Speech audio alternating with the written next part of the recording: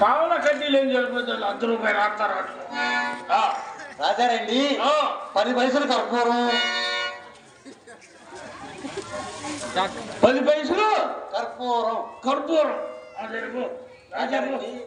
రాజారా బత్తా జీడిపప్పు,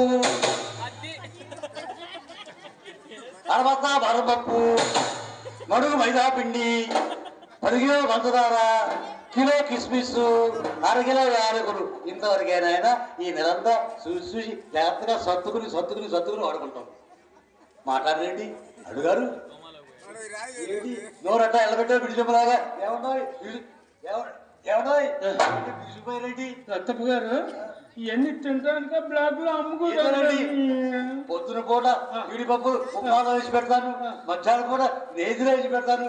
ఉయ్యాలో ఊతుంటూ ఆ జీడిపప్పులు వేయించుకుంటుంటే కమ్మగా ఉంటాయి. ఆయన ఊరకొచ్చే సొమ్ము నేతిలో వేపుకుంటే ఉయ్యాల్లో ఊగుతా తింటారా? ఓరే నీ అమ్మ కడుపు మాడ. రత్తప్ప అన్ని మర్చిపోయావు, పప్పు మర్చిపోయావు.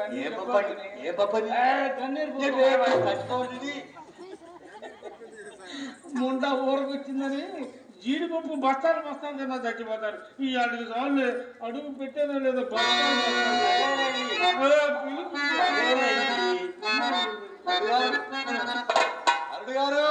సిగ్గువాలిందా? సిగ్గువాలింది ఎక్కడేందుకు ఉంటుంది? ఊరు చివరి సెన్సిటివ్ నిలబడి వచ్చేపోయాను. సిగ్గువాలిందంటే మా భాషలో చుట్ట పీకలు అర్థమండి. ఎందుకు చుట్ట పీకలు తాగుతా? అవునాయన. చీ నల్లటి పెదాల మీద చూడు మచ్చ. చాలా కాలం అలవాటైందండి, మాన లేకుండా ఉన్నాను. గతంలో చుట్టాభ్యాసం నాకు లేదు. చివరి ఎర్రగా ఉంటుంది. ఏంటది? అది ఎంత పొడుగు ఉంటుంది.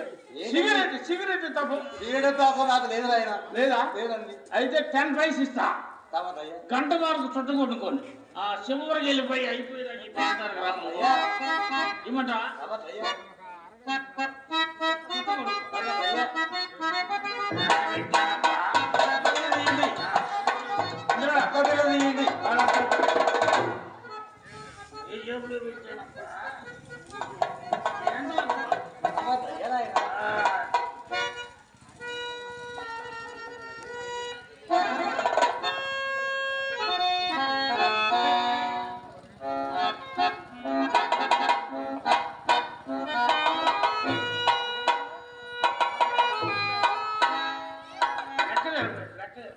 ఎంత నువ్వు అడిగింది?